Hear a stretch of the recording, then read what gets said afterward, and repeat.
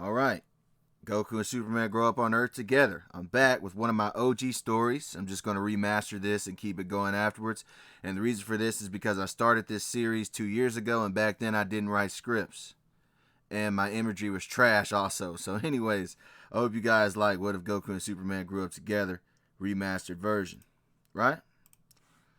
And to make this catch up faster, I'm going to merge 2 episodes each together on the first 2 parts. So let's get it started. Yeah, because I think I only did like 4 parts. So I'm going to do, so episode 1 and 2 will be in this video, and episode 3 and 4 will be in the next video, and then we'll keep it going for there so we can catch up real quick. All right? So anyway, the first alien to make it to Earth was Kal-El, aka Clark Kent, and just like normal, our Kryptonian was adopted by the Kent family. Later on, when Clark was growing older, he was playing football and looked up and saw a spacecraft headed towards the direction of his family farm. The Kents investigate the sand pod and find a crying monkey boy in a crater. Clark would actually be the one to pick up the boy and name him Goku. He got the name from one of his fantasy books he was reading, which is actually possible because the word Super Saiyan has actually been used in the comics, as you can see right here. Kid Flash using the word Super Saiyan right here. Kind of funny, kind of neat. Anyway. And as they grew up, Clark went to school in Smallville, but Goku was homeschooled because of his monkey tail being visible. Right? And one day, Clark realizes he has superpowers and shows them to his family and plans on making a difference in the world by helping people with his powers. And Goku is happy that his brother is so strong. But one noticeable difference between the both of them was that Goku didn't have any interest in becoming a superhero like his brother, but he would help people he saw in trouble if he had the chance. And he also didn't want a costume disguise for himself. He just wanted to be Goku. He didn't want an alias or anything like that. But the one thing that did get his little brother Goku excited was Clark's numerous abilities like heat vision, super hearing, X-ray vision, super strength, etc. And he would try to copy the abilities that he was capable of copying. Like he would also be able to learn how to use eye beams, just like how Goku copied Master Roshi's Kamehameha blast in the original Dragon Ball. So he'd be able to use eye beams, especially since the fact that eye beams have been used in Dragon Ball Z, whether it's by Cooler, King Piccolo, Frieza, Dr. Gero, so on and so forth, Lord Slug. So it's nothing out of the realm of possibility. But anyway, and Goku wanted to be as strong as his brother Clark and was train himself to the extreme, but it always seemed like Clark was way ahead of him. Goku would always beg to spar with Clark when he got the chance, and Superman would from time to time go along with it, always encouraging Goku in his improvements while he was growing himself as a hero. And by the time Superman got into high school, Goku would see his brother on the news doing incredible feats, and the young Saiyan felt that he was being left behind, only training on the farm. So he decided to venture out into the open world and write a letter to his adopted parents about his planned adventure before he departed. The Kents were worried about this upon reading his letter, and when Clark showed up that night, he took flight in search for his brother. Until he eventually caught up with him, and tensions were noticeable, slightly noticeable.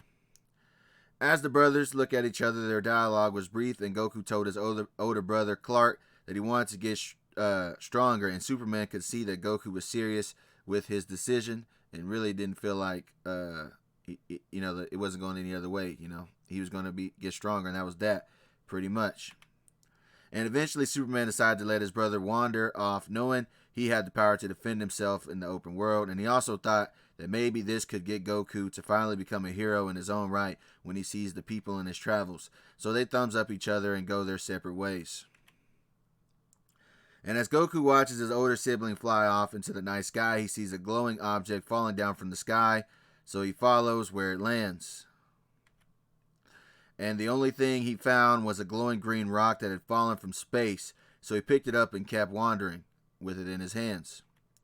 And while he was on his way out of Smallville, Lex Luthor was running away from his abusive father until he ran right into Goku in his rush to get away, and Goku told him to calm down as he was getting his bearings.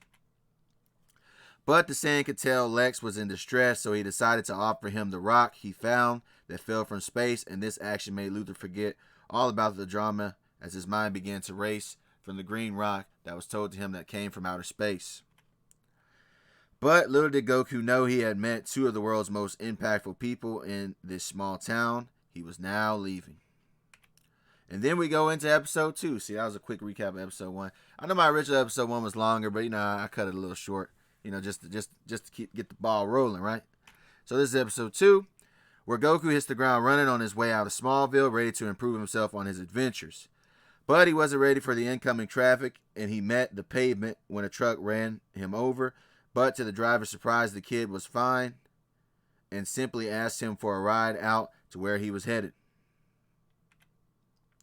And that's where Goku made his way to the city, where he was hyped to be, because he had never seen a building this big before except on the television. But the city was also busy with crime, and Black Cat was trailing some gangsters who were aiming a gun at a man, forcing him to open a vault for them. Or they were on the way to do that. They hadn't made it there yet. But before he could ambush the criminals, Goku stepped up and told them what they were doing was wrong. But the streets ain't got no heart, and they didn't want to hear what he had to say, so they shot Goku a single time in the middle of the alley, and Black Cat was distraught, believing he had just witnessed a brave kid lose his life. Until he was amazed at the sight of the boy, who simply got up, annoyed more than anything over the lead projectiles that were now coming his way. As he complained, what was that for? And he was even more surprised when the small boy began taking down the crooks like they were a line of dominoes. And at the moment, the Black Cat knew this kid was special, but he was surprised once again when Goku started to put down a small mat to go to sleep. He was about to go to sleep in the back of this dark alley like it was normal. And it was at this moment he decided to take this kid under his wing. So he introduced himself. Alright, and for a while he taught Goku the arts of boxing and agility techniques. To his surprise, the boy was the fastest learner he had ever seen and had ever trained. And his punches had the power to go through brick walls with no problem. But Goku would always pull back his punches when fighting weaker opponents, because he didn't want to put people on life support. And he even offered Goku a position as his sidekick after he had helped him stop some crimes around the city. But the child was uninterested and decided to leave the gym to finish his journey for self-improvement, but he was thankful for everything he had learned from his first ever teacher. And apparently Goku was making a name for himself, because he was surprised to be approached by a female limo driver named Mercy Graves that told him that her employer wanted to offer the young Saiyan a job.